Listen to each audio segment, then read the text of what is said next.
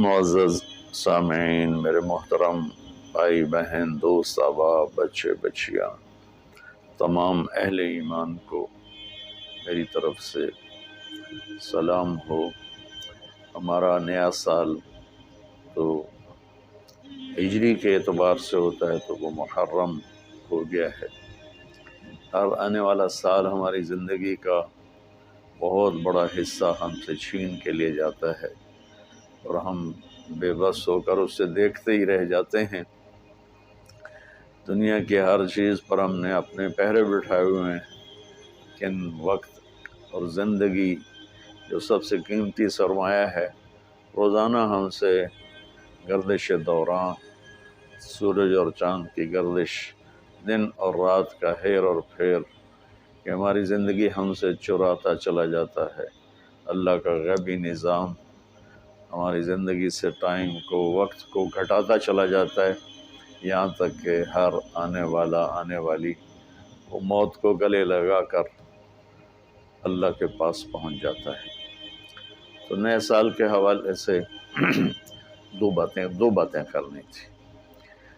واقعہ کربلا کے حوالے سے تو میرے کلپ کافی چل رہے ہیں۔ ایک حدیث پہلے سناؤں گا، اس کے بعد دو حدیثیں اور بس۔ میرے نبی نے ارشاد فرمایا کہ علموا اولادکم القرآن و محبتی و محبت اہل بیتی او کما قال۔ میرے نبی نے فرمایا کہ اپنی اولاد کو تین چیزیں سکھاؤ۔ ایک قرآن سکھاؤ کہ قرآن زندگی گزارنے کا طریقہ بتاتا ہے۔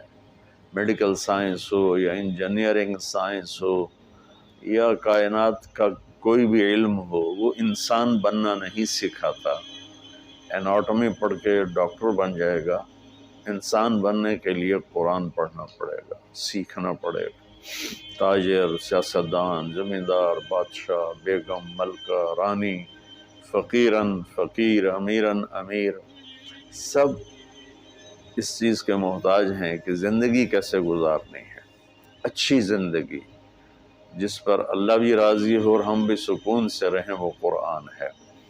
کہ قرآن ان ھذا القرآن یہدی للتی ہی اقوم، یہ دعویٰ صرف قرآن کا ہے۔ میرا اللہ فرماتا ہے کہ صرف قرآن ہی ہے جو تمہیں صحیح زندگی گزارنے کا طریقہ بتاتا ہے۔ ہمارے گھروں کی زندگی انتشار کا شکار ہے۔ شادی ہوتے ہی طلاقیں ہو رہی ہیں، طلاقوں کی ریشو بڑھ رہی ہے کہ والدین اپنے بچے بچیوں پر صرف پڑھائی پڑھائی پڑھائی، اور ہمارے پاکستان میں پڑھائی تو ہے نہیں، صرف کاروبار ہے۔ تو بچے بچیوں کو پتہ ہی نہیں ہوتا جب شادی ہوتی ہے کہ زندگی کیسے گزارنی ہے۔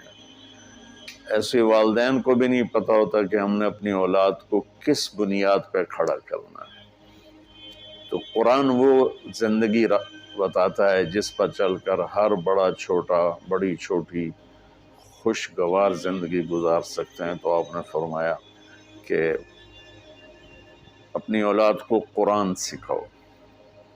دوسرا فرمایا وہ محبت، اور میری محبت سکھاؤ کہ آپ نے فرمایا لن یؤمن احدکم حتی اکون احب الیہ من الناس وولدہ ووالدہ اجمعین۔ آپ نے فرمایا کہ اگر تم چاہتے ہو کہ تمہارا ایمان مکمل ہو تو میری محبت اپنی ذات سے، اپنے والدین سے، اپنی اولاد سے اور پوری دنیا کے انسانوں سے مجھے سب سے زیادہ پیار دو گے تو تمہارا ایمان مکمل ہوگا۔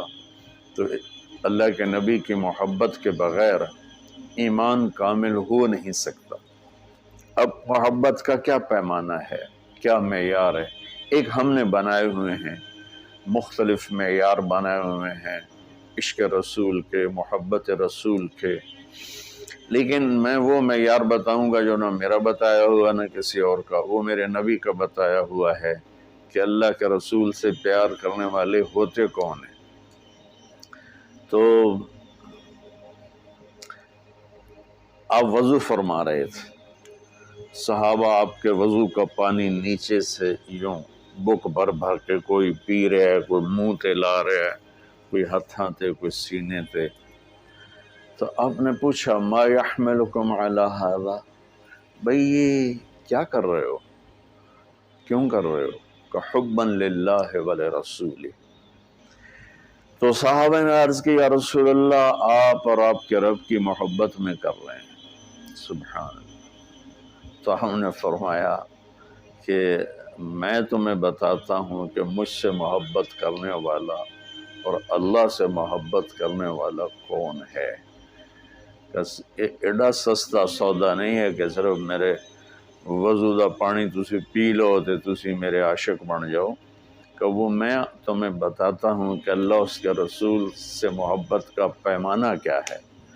وہ پیمانہ ہے کہ اگر تم اس پر پورے اتر گئے تو دو طرفہ کام ہو جائے گا، تم اللہ رسول سے پیار کرو گے، اللہ رسول تم سے پیار کریں گے۔ تو ہم نے فرمایا فَلْيَصْدُقِ الْحَدِيثَ إِذَا حَدَّثَ، جو مجھ سے اور میرے رب سے پیار کرتا ہے اس کی پہلی نشانی یہ ہے کہ وہ ہمیشہ سچ بولتا ہے، کبھی جھوٹ نہیں بولتا۔ اس پیمانے پہ پاکستان کے 22 کروڑ انسانوں کو تولو تو چند ہزار ہی نکلیں گے، ورنہ میرے ملک پہ جھوٹ کی لعنت چھائی ہوئی۔ فَلْيُؤَدِّ الْأَمَانَةَ إِذَا اؤْتُمِنَ، جو مجھ سے اور میرے اللہ سے پیار کرتا ہے وہ کبھی کسی کو دھوکہ نہیں دیتا، ہمیشہ دیانتداری سے کام کرتا ہے، دیانتداری سے ہر ڈیل کرتا ہے۔ اس پر تولیں تو پورے پاکستان کے بازار، تجارت، سیاست، ذمہ دارہ، لین دین دھوکہ ہی دھوکہ ہے، فراڈ ہی فراڈ ہے۔ اس میں بھی چند سو ہی نکلیں گے جن کو اللہ رسول کے محبت کی گارنٹی ملے گی۔ تیسرا فرمایا فَلْيُحْسِنْ جِوَارَ مَنْ جَاوَرَهُ، جو اللہ اس کے رسول سے پیار کرتا ہے وہ ہمیشہ پڑوسیوں کے ساتھ اچھا سلوک کرتا ہے، چاہے وہ مسلم ہوں نان مسلم ہوں، چاہے وہ اپنے ہوں غیر ہوں، اچھے لگتے ہوں برے لگتے ہوں، وہ ہمیں برا سمجھتے ہوں، لیکن اللہ اس کے رسول سے پیار کرنے والے کی تیسری نشانی یہ ہے کہ وہ اپنے پڑوسیوں کے ساتھ اچھا سلوک کرتا ہے۔ یک طرفہ وہ تا کر دے نہیں، اسی کیوں کریے، انہاں سانو کدی سلام نہیں کیتا، اسی کیوں سلام کریے، وہ سانو کدی پوچھن نہیں آئے، اسی کیوں پوچھن جاویے۔